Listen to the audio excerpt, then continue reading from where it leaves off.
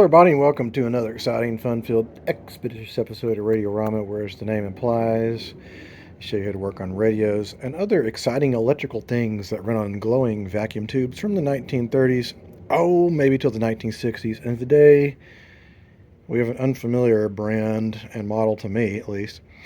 It took me a while to figure out what this was supposed to say, and I really wasn't able to figure it out until I looked in the back. It is a Jmperial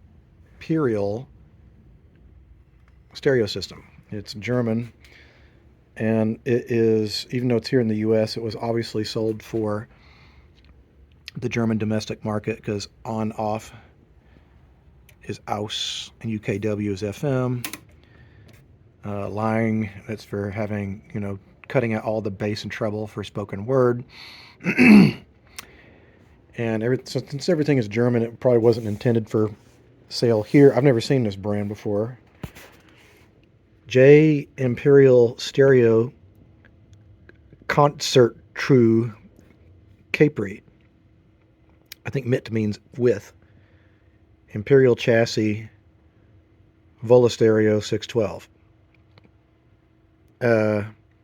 Rest of this stuff, I guess it says it's operating on 110 to 220 volts at 50 hertz. Something or another, 70 watts. That's probably the power consumption. It seems like on a lot of German stuff, it'll say keep away from moisture. So maybe that's what that says. And I think that says right and left loudspeakers, or Gruppe, Loudsprecher Gruppe, which means, I think, nuclear. You German guys can let me know. Sorry, my wife came out and asked me a question, tried to stop filming. Here's the guts. It looks like it's PC board construction with how many tubes? 1, 2, 3, 4, 5, 6. 6 tubes. 7 if you count the eye tubes. Here's where I think why it says J Imperial. I thought it said Imperial or Imperial built. J Imperial. I'm not sure what that means. It looks like we have a fallen ferrite rod. It's come out of that holder. That's not unusual. They usually used rubber bands to hold that in. The rubber bands fail. It does actually still work.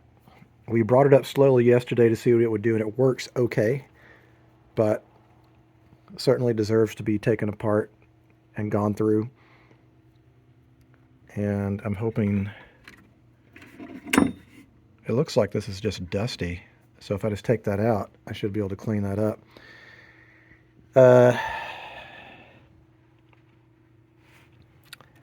Like a lot of German stereos or radios I've worked on, you've got a lot of soldered in wiring connections that have to be disconnected before you work on it, which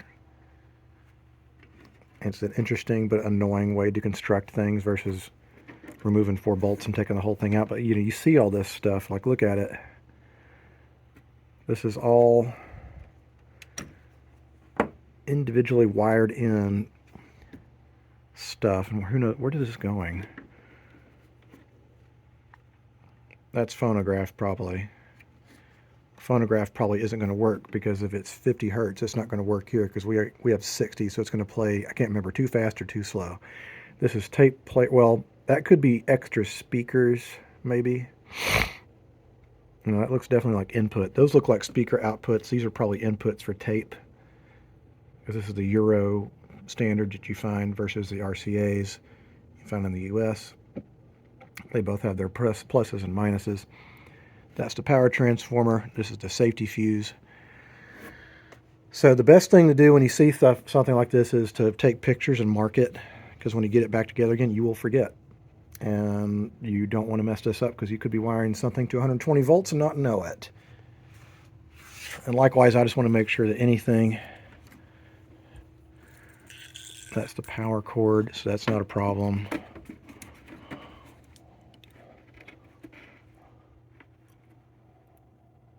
I'm looking at this.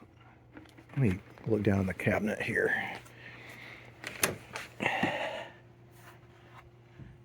And where does it go? Okay, some of that is speaker cabling.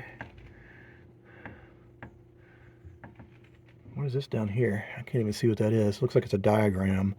Here's the record player. Maybe I got lucky. Maybe someone converted it over. What probably happened is where I live, there used to be a huge military and Navy base. And, you know, after the war, the U.S., I think they still have major military installations in Germany. So you'd send people in the military and the Navy, whatever, over there. And they would be stationed there for a few years. Maybe they had a house that they rented, or the military let them stay in, and they could buy things sometimes at the PX or whatever, and you could get things at a discount rate. And then when you moved back to the U.S., they would ship it all back for free. So that's how a lot of this stuff wound up here in California. Was U.S. station or service people stationed in foreign countries buying stuff there and then bringing it back. Because I don't think this brand might have ever been sold in the U.S., so it wasn't intended for here. I've got a problem with the cabinet too, which is not great because I'm not the cabinet person. This is all coming loose, which is another reason why I'm going to have to take the chassis out, because I'm going to have to address that. Because I noticed when we got it, this is hard to close and it doesn't line up properly. And these are also hard to open and close. There's a little bit of tiny bit of a dip here. And I think it's because, again, that cabinetry has come loose. And part of it is a supporting pillar in the center of the cabinet. It looks like there's 4 bolts or 4 screws that hold this in. But, again, I'm going to have to disconnect everything here. I love this color coding. It's like there's light blue and dark blue and black. Probably wouldn't hurt. I'll take some pictures, but I think I'm going to run a piece of tape here and label what it is too. Alright, so I got this out and I took it out, as you saw, and leaf blowered it off, and I also used some contact cleaner. I buy like the really cheap contact cleaner because you can clean up PC boards with it. It just makes it easier to see what you're doing. And it looks like it's been worked on. We have this Aerovox and this spray capacitor. Those are replacements. What is that? It's definitely, these are both electrolytics.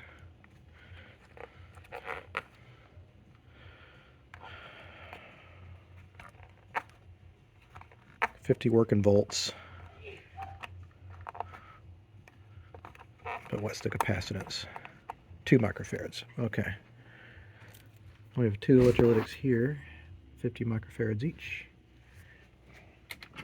And again, we have 1, 2, 3, 4, 5, 6 tubes. My wife cackling away, ruining the video.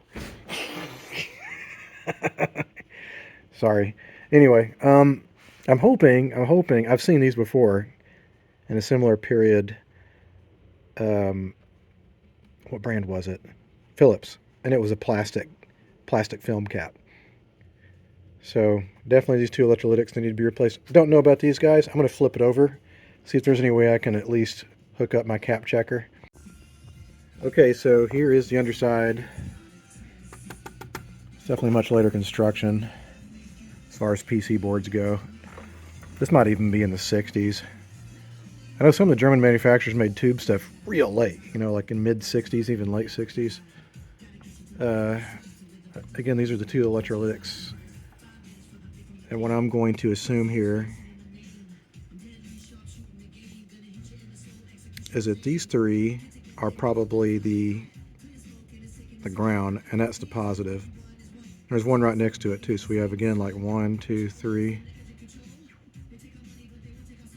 I think that, again, is the grounds, and that's the positive. There's only 2 capacitors here, and to hook up the test equipment and all that just to do this would take longer than just to remove these. But I'm going to be real careful. You see, there's no support for the board here. It's just hanging in the wind. So I'm going to get at my solder sucker and be real careful about moving the solder so I can pull these guys out. And I'm going to mark them too so I can know which way they're oriented. I just want to make sure I'm getting the positives correct. Because if you get the positives backwards, they'll blow up and you'll be very unhappy. Well, got one loose. I tell you, they're real tight. Like the holes are just barely big enough for these things to go through. And this, again, is really flimsy. So I was having to very gently, pull solder out with this. This is my handheld solder sucker. And I was able to pull all that solder out of there and just gently pull this out. I'm curious about this. I'm curious. I'm tempted to test it, but I'm also like, you know what? Like, it wasn't that bad to remove it. And so now that I see the pattern, I've already replaced one of them. Here's the modern electrolytic. As you can see, capacitors have gotten a lot skinnier over time. All right, get up there. There we go. I was trying to straighten it out a little bit. So I'll replace that second one, because why not? It's 5 minutes. Again, it takes longer to sometimes take out the cap checker and hook that up versus just going ahead and replacing it, which is easy. All right, so I've replaced all of the electrolytics. We have these two here. There's one here, one here. It is not easy to work on this thing. Like, you really have to get your hands down in it.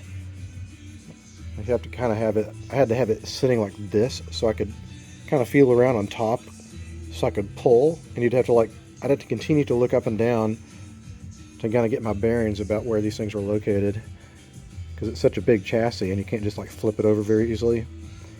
There's still some paper caps on this board though, or on this chassis. There's these guys. You see how they kind of have this chalky look on the end of it? That's a wax sealant, and those wax and paper capacitors, they're just leaky. German ones are just as bad. All of them are bad. It's just like the wrong chemistry. It's the wrong, sealant. So I need to replace all of these guys. There's 1, 2, 3, and there's another one buried under here, 4 there. And I don't think I really see any more paper caps on this. Like I said, those mustard colored things, those are plastic film caps, so I've seen those before. So too are the these silver clear ones. Those are fine too. You can leave those alone. So it's really not too bad as far as recapping this goes. I suspect because, again, this is probably a much later set, and by then everybody had discovered wonderful things like plastic films and ceramic capacitors, and so the stuff got a lot more reliable. And so as a result, you open some of these up and a lot of the components are still perfectly fine. You don't have to recap everything just because it has old capacitors in it. It very much depends on the type of capacitor and the material it's made out of. Sometimes when you get into these cabinets, you find all kinds of interesting artifacts. So first of all, I haven't looked at what the record player is yet, whether it's 50 or 60 hertz, but someone's clearly been using it to play 45, because these are all 45 RPM record adapters. I don't know what that is. There's a little pencil. Pressure proofed. Here's another interesting thing that's kind of fascinating to me. I'm not familiar with that kind of speaker. It says Italia. So those might be Italian speakers. These are little piezoelectric tweeters, which probably don't work anymore. And it's got these mid-range speakers on the sides. It did sound pretty damn good, I have to admit. And when I was in here too, I saw this piece of paper. And you remember how I was telling you that a lot of these were bought overseas and brought back from service people? Well, I found this, and it says, please send information concerning admission to the United States Military Academy, West Point, New York. I'm not sure what that means. I'm not sure if that means if you were, this is just to see if you could get in or if you had a way in. Department of the Army, U.S. Military Academy, West Point. Admissions office. It's never been filled out. I'll have to keep that. That's kind of interesting. There's also an outlet for a light here, but I guarantee it's probably an Edison base, but there's some European bulbs that are just a little bit different diameter, so probably a C9 will not fit that.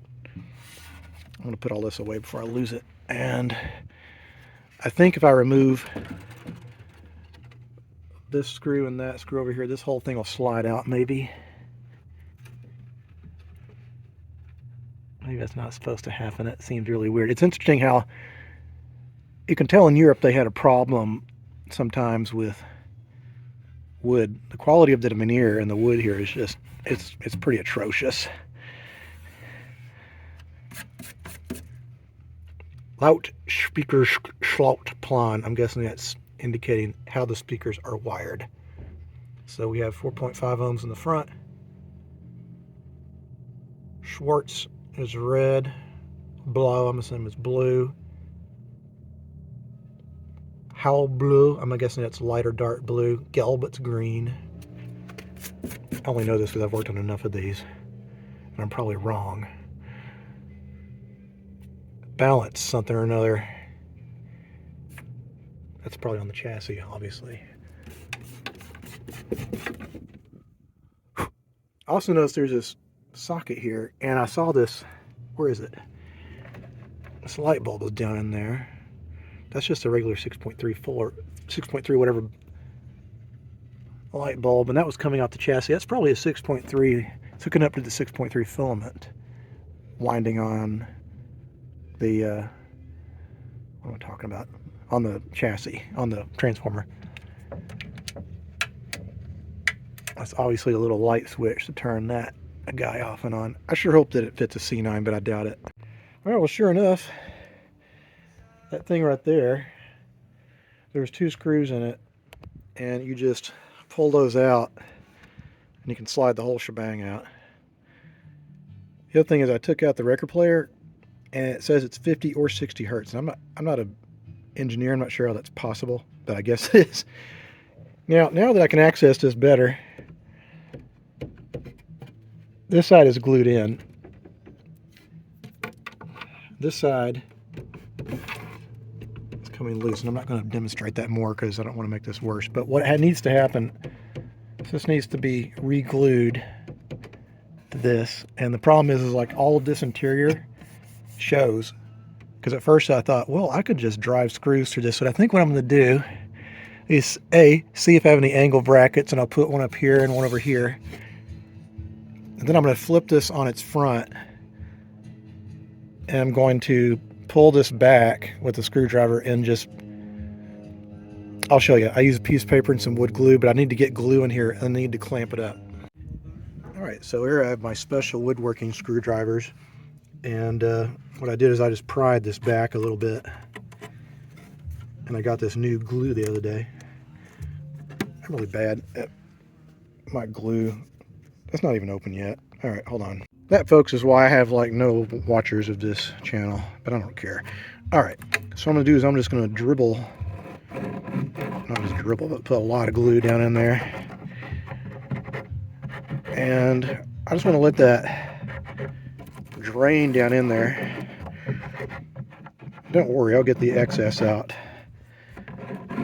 Here's the cool thing that I just discovered when I put this upside down. Oh shit, is there a hole going through there?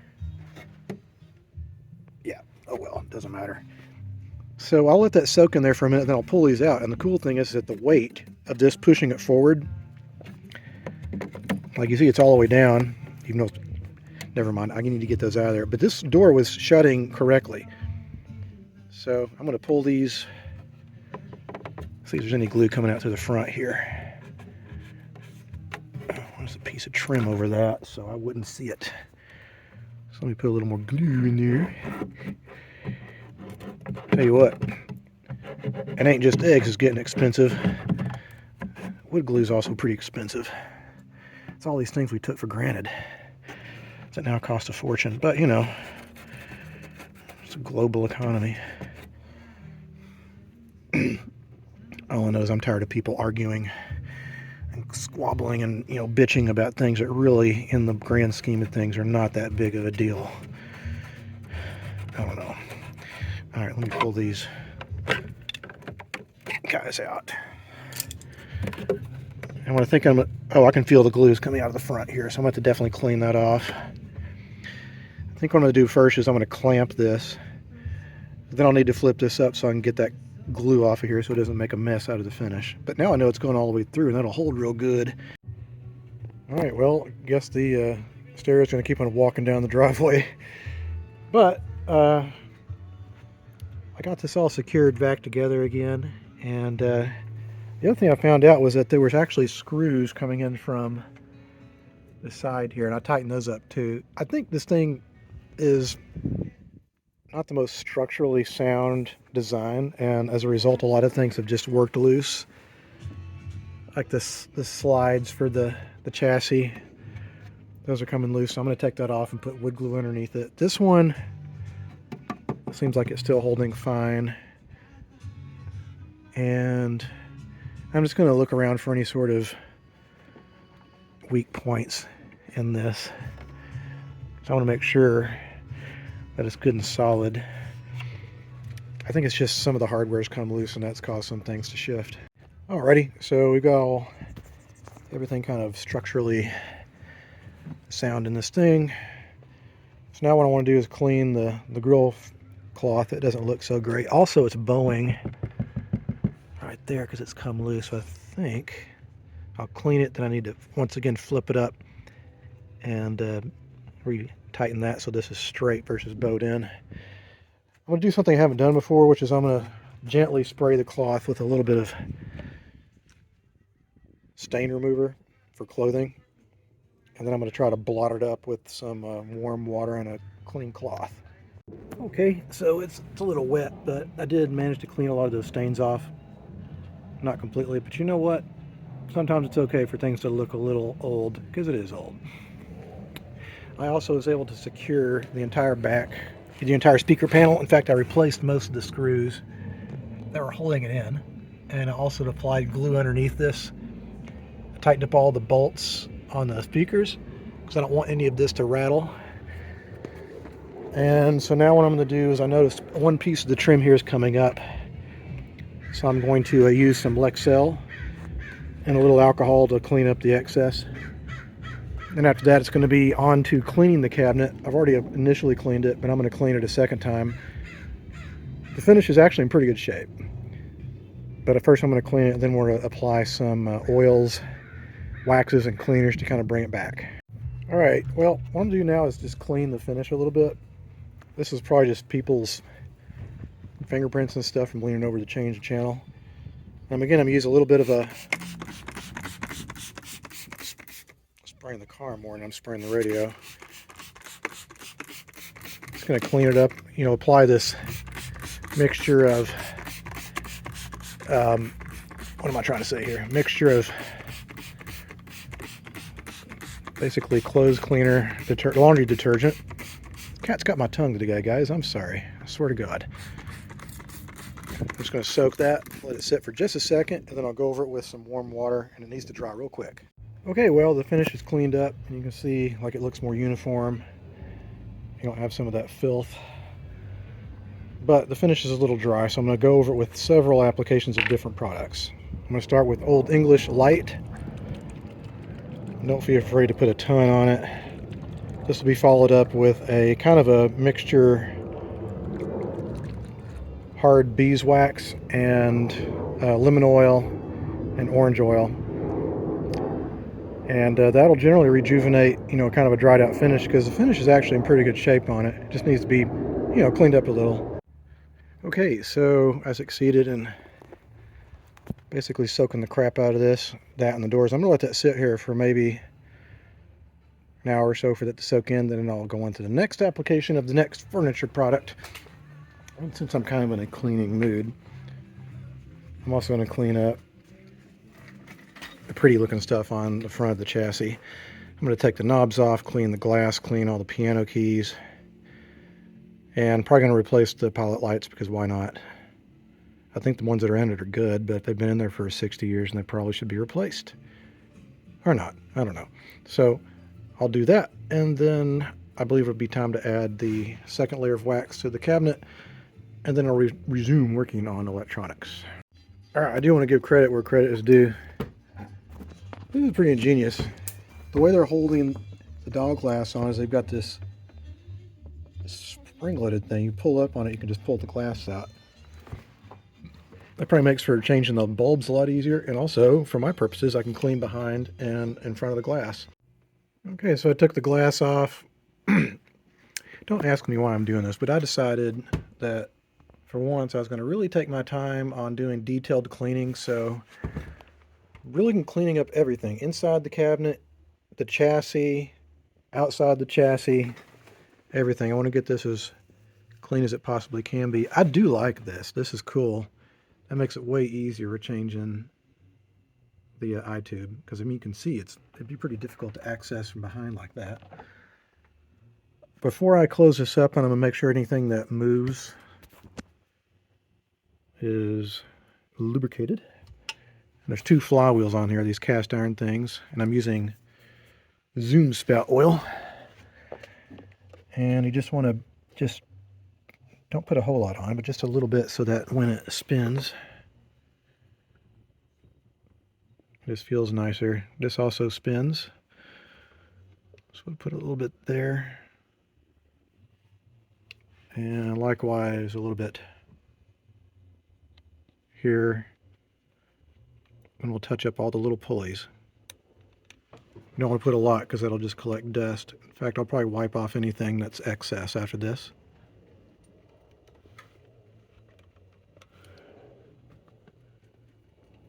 There we go. It's moving a lot nicer now. There's one last thing I'm going to do. I noticed there is a crack here. I don't think that's going to come off. But even so, I am going to put a little glue in it. Not like that'll do anything except just make me feel better.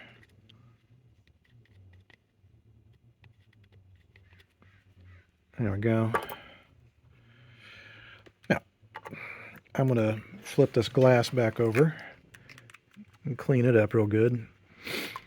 And then I'm going to, lastly, then I got to go to a barbecue. I'm going to just clean the record player. The last thing I'm going to do is I need to run an audio input through this, which is easy because it already has it and it's already stereo. And I also need to clean up and make sure the record player is working right. Look at this. This is after 2 applications of wax. Now granted, I needed to buff some of it out, but that already looks a lot better. And I'm taking the clamps off, and look at this. That opens, clicks perfectly closed. This is, even though it's got some staining, it's a lot cleaner. The bowing here is fixed again because I put in new screws and I glued that up too. And so this is a lot more solid. I feel more confident in it. And so now that I've done that, well, also what I did is I took the record player out and I cleaned it up really well. I think the record player might work because when I was looking at it, it says here, whoops, this is upside down, sorry. It says 50 to 60 hertz at 10 watts. The motor's good and freed up. It looks like that the friction wheel rubber is in good shape. This is a Voice of Music licensed, the design. I find that most of the time the German changers will be completely stuck solid because whatever grease they use solidifies and turns to a glue. So, I'll deal with that later. I just realized I got too far ahead of myself, and there's a bunch of caps on this that still need to be replaced. I mentioned those yesterday, so I'll replace all those guys. And I think that might be all I'm going to do on it today because I got quite a bit done. Welcome to day 3 working on the Jmperial stereo. And this morning what I did is I went ahead and ran the audio input cable through the tape player input, which is this guy. And yes, you can still buy those connectors. I'm going to leave those open so if someone really wants to get legitimate connectors, they can, even though this will work just fine. So now that the electronics is done, not sure if that's a word, it's time to move over to the record player. And first thing I'm going to do is remove the platter off the top and kind of inspect what's going on with the friction wheel. The motor, this doesn't have motor mount, so that's good. This is actually moving, which is very good. That might mean it needs a little bit of oil and heat and it'll work. Okay, so to get the platters off on these, there's a little snap ring here, and usually what I do is I get a little screwdriver and I hold my hand like that while I do it. Otherwise it'll come springing off there and you'll never find it again. There's also a little I'm trying to describe it. There's a little cup that goes down there. This little thing here, that comes out too, and then this whole platter will lift off. Well, that came off pretty easily. What I'm doing is I'm inspecting the friction wheel, or the idler pulley is what they call them.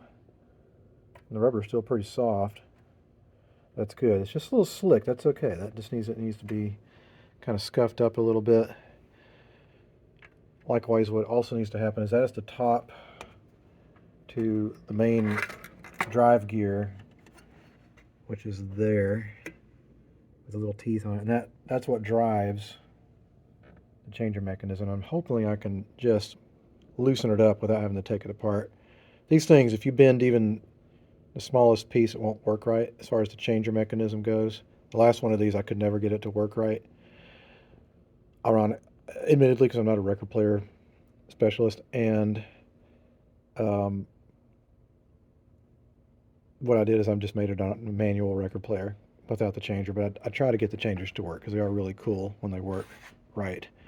Well, all is not well. It turns out that the cog, I thought it was loose, but it turns out it's just spinning on its rivet. That's stuck, and I've been using a blowtorch to try to free it up, and it ain't happening. So that means the changer mechanism's going to have to come off. There's no way. I'm going to mark some things and take some pictures so I can remember exactly how it goes back together again, because if it's not right, it won't work right. Well, I didn't want to, but I had to take it all apart. This thing in particular was stuck. You can see how whatever grease was used on it just solidifies. So what I do is I clean that all off with a little sandpaper, and then I sandpaper inside of that, and we oil it all up. Make sure that anything that moves in here is freed up and lubricated. I'm going to take this off. There's a little C-clip here.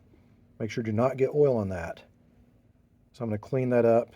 I know it sounds stupid, but you can use a little carburetor cleaner to clean this up a little bit and scuff it up with some sandpaper. I want to make sure the motor's good and lubricated, the main bearing for the platter's lubricated, and then we can try it out to see if it works.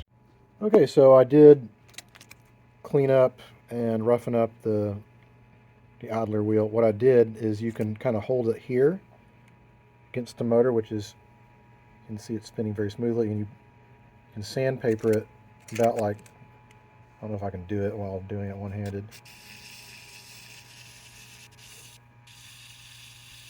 That's all you do. You just want to roughen up it a little bit.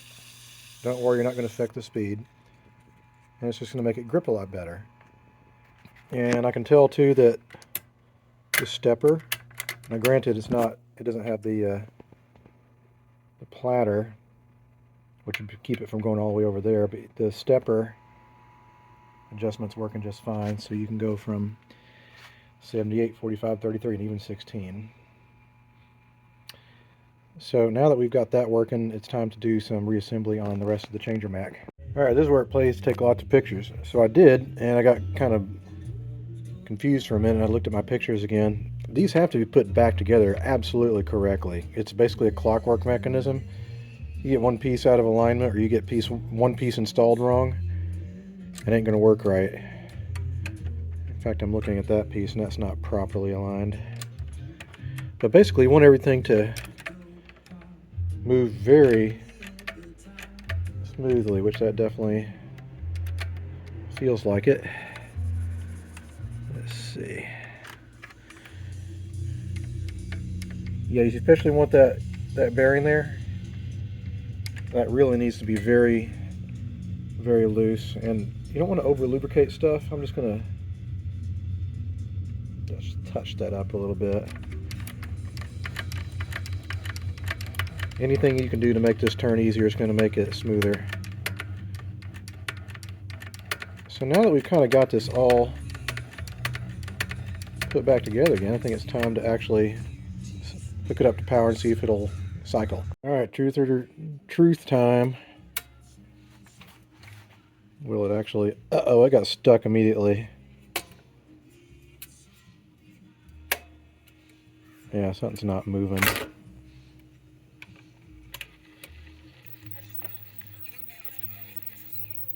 What is that getting stuck on? See, that's the problem with these things. Let's see if it'll reject.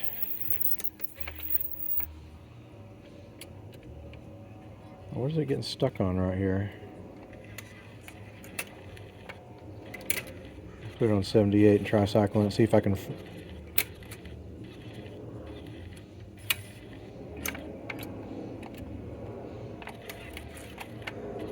Alright. Let's try this again.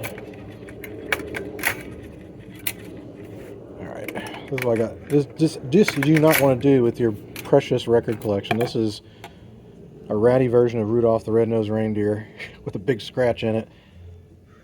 And by the way, the scratch is not all the way to the end, so don't worry, I'm not ruining my needle. I'll show you what the problem is. Let's see if it'll show up on the camera. Damn it, camera, I swear to God. Alright, you see how this kind of slick there? You don't want that. You want kind of to have a rough texture.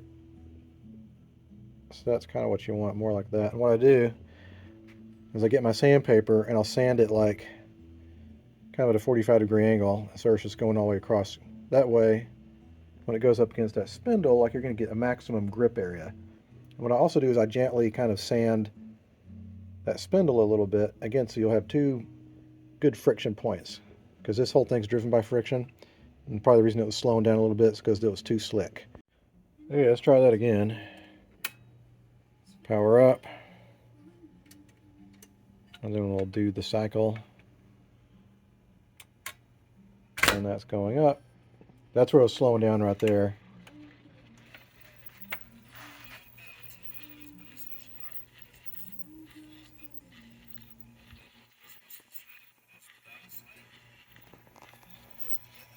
I think the needle's okay. I can hear what it's saying. It's saying, well, I'll tell you what Santa Claus used to do. He used to get up on a sleigh and then have a red-nosed reindeer. I've never actually listened to the record. Again, it's my crappy record. And apparently it belonged to Duzat. I have no idea who that is. Anyway, I'm going to cycle this through a whole bunch. I want to make sure it works before I put it back in the cabinet. Better to fix all the bugs now than later. Okay, now it's time to let that spin for a while. Meanwhile, what I did was I realized it was missing screws that were holding the record player down, because when we got it, the record player was flopping around, and I thought, well, maybe it's because the little clip in the back wasn't on there good enough. So I found these two cabinet screws that fit those threads. The other thing is that the bulb is missing here, and it is a European thread that is not available in the US. And my wife was cleaning out her closet and she found a bunch of these things, like clip-on. Great! Well, luckily I have more light bulbs. Anyway, I'm going to replace that socket with that, and I know it's going to mean this is not going to be a 100% original thing, but it's almost invisible back there, so it's fine, whatever. I just wanted it to work because I think it's cool to be able to have the ability to light this up, because that'll look great at night. There it is. I've got the transplanted light socket. I use the same bracket, so it should be at the same height. Yeah, you know, once you get everything kind of put in there, it should look pretty nice. Likewise, I am going to put the pilot light that was underneath the cabinet on the other side with this. It seemed odd that they would put the lower light level bulb for the record player where you might want to need to see it versus the one over here. I don't know, whatever. Okay, well, this is day number 4 of working on this thing, and this is what almost always happens on things when I think, wow, I'm doing a really good job, and I think this is going to go together perfect. In reality, unfortunately, it's got some issues, and I think I know what the problem is, so I'm going to let it warm up. Now, granted, I did clean the crap out of the controls yesterday, so maybe some of the solvent hadn't completely evaporated, but I doubt that's the case. I think there's something else wrong with it. So now we're bringing it up.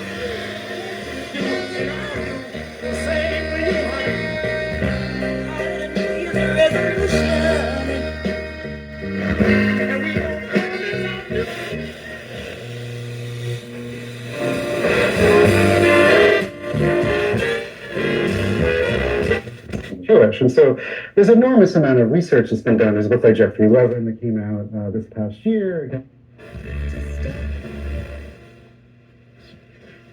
there's two ways. I interpreted it two ways. Well, I think the first one that I took from it is what do you need to talk to all those people about?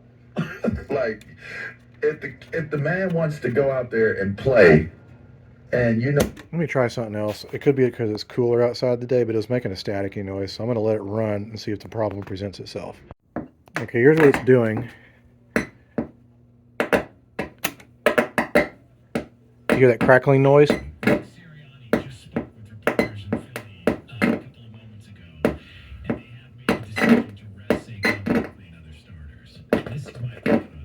that is crazy.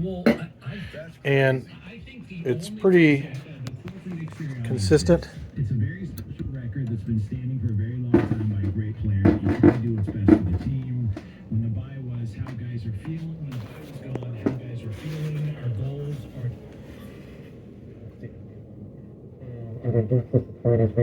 It's an invasion of sign.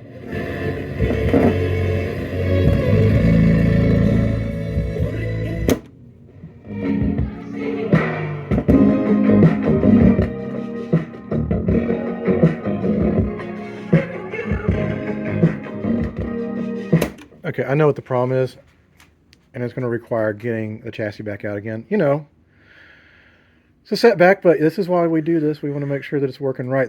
What annoys the crap out of me is it worked fine before I even started on it, and it was filthy. So let me pull it out, and I'll show you what I think the problem is. Okay, so here's what I think the issue is. I was hoping you guys wouldn't see them, but here they are. There's these. Let me get my flashlight out so you can see. These guys, those are paper caps too, and that's on both tone controls here and there. They're very difficult to get at. I was hoping they'd be fine, but apparently they're not. Well, that's what I think they are. I think those are probably using the contact cleaner. I probably got something in those. And like I said, I've seen these mustard color ones in radios before, and they're plastic film, but I am going to take one off just to make sure they actually are, because if they're not, if they're paper, I'm going to have to replace all those too. I should have done that before I put this all back together. I don't see any other paper caps on it, but I am going to replace those four. All right, I got all those paper caps on either side replaced. And before I test it again, I'm going to look for cold solder joints. And if you've been doing this long enough, you'll recognize ones that look like they're a little bit dry. And this doesn't look too bad, actually.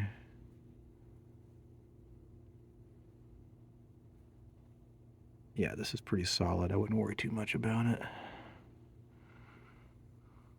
Again, this is a much later board. I'm going to see if there's any other smaller electrolytics on the board. I don't think there is. And again, I'm going to cut one of those orange guys open to see if there's something to it. All right, well, I'll cut one of those orange guys, mustard color guys open, and it is indeed plastic film. You can't even see the plastic because it's clear. But this is what I wanted to see. That means those caps are most likely fine. If it were paper, then all those mustard color guys would have been needed to be replaced. And I know this is stupid. I should have known this before I put it back in the cabinet. It's just sometimes I get lazy, so kill me, whatever.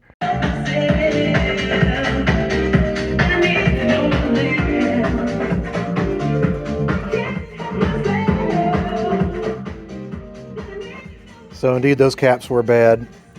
There's also a little bit of residual dirty stuff going on with the contacts.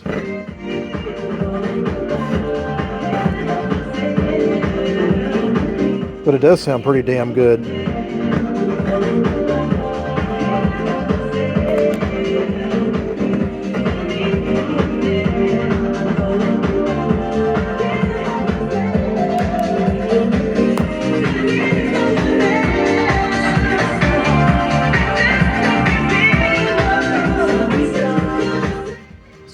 It's 10 o'clock in the morning. I probably shouldn't be blasting the neighborhood. I think, the thing is, a lot of these German sets, I'll get these guys that have these 6x9 speakers in them, and they sound very flabby. But I think these Italian speakers are much better than the typical German. I'm not saying the Italian speakers are better. I'm just saying these particular Italian speakers are better. And what I want to do is make sure that all the wonkiness is worked out before I put this back in, because it's not easy. It's now mostly working, but we've got one speaker on the side that doesn't work. This one. Probably what's the matter is that the crossover cap here is bad. You can temporarily test that by running another cap over the top of it. This is like the really bad video making. I'm really sorry. Shit. Anyway, it does come back to life. I don't have any non-polarized capacitors, but you can make your own if you stick two capacitors together. So I think I'm just going to replace the crossover caps on both of those guys, because I'm already in here. The chassis is out, so it's easier. But this thing is sounding pretty good.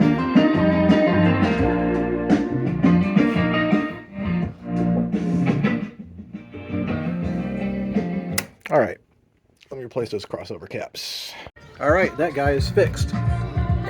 Here's the way you can make non-polarized caps if you don't have any in hand. Put your negatives to negatives, and then your two positives. That becomes your connection point. That'll make a non-polarized cap. So now it's firing on all cylinders.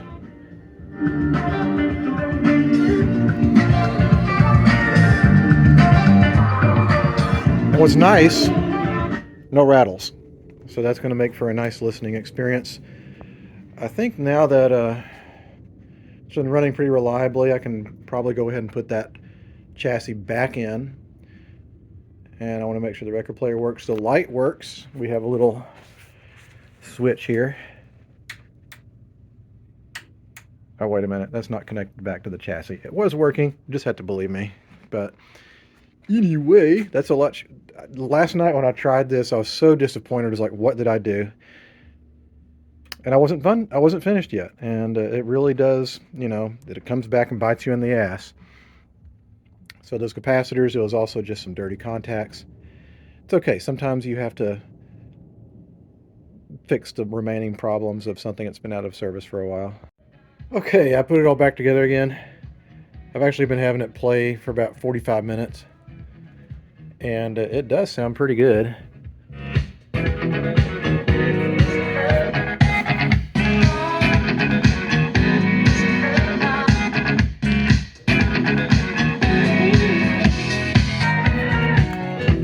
And you know what? Though some guy made a comment recently on my channel, and usually I don't care about comments, but this person said, I knew by the way you talked that you're a younger person, as if that was an insult. And I'll proudly tell everybody I'm in my late 40s. And yes, that is music that I listened to when I was younger. Daft Punk. It's a wonderful album. I know some of you were like, Daft who?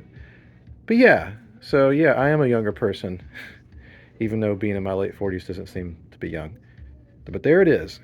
It does sound good, and I want to make sure it's really reliable. Meanwhile, the light switch works. And a little pilot light under here. It's working for the records. I don't like the way that looks. I mean, if you're looking straight at it, I guess. But I guess if it's at night, you just want to see what you're doing with your record. I want to do some final reassembly and also some final touch-up on the cabinet. But I think we're just about done.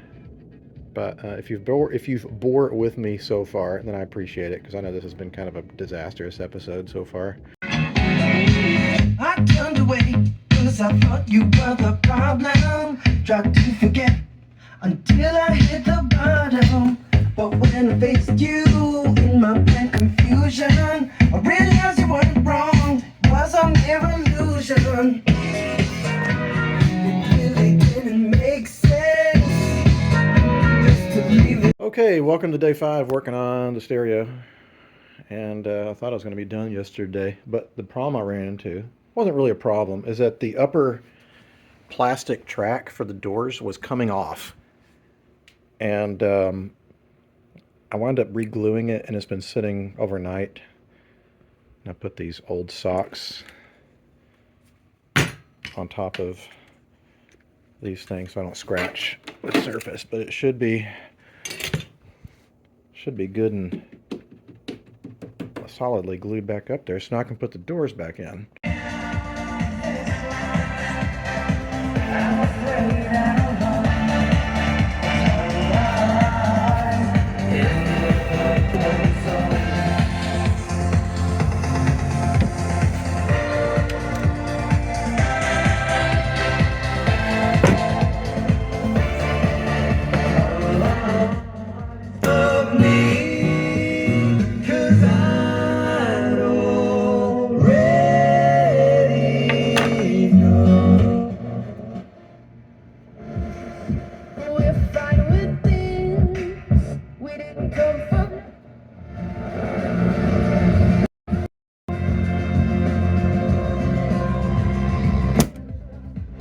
Anyway, it sounds good.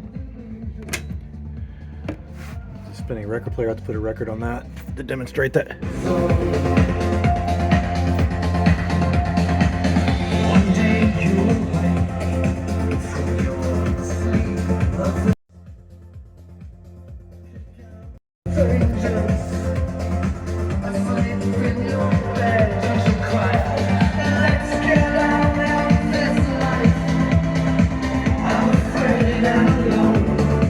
Pretty impressed with this thing overall. It does sound pretty good. It's not a huge stereo. It's definitely got a not normal for American tastes design, but it works perfect. And the thing is too, is like after re-gluing this track, these slide as smooth as can be. So then when you close it all up, you get, you know, kind of a nice looking cabinet. Anyway, I'm not going to bother to put the record on it. You saw it work earlier. It does work fine. Episode's gone on long enough. Thanks so much for watching and putting up with all my nonsense. And I know that there's not a lot of people watching this channel, but for the few people that do, I really appreciate it. This is first project that I've restored for 2025.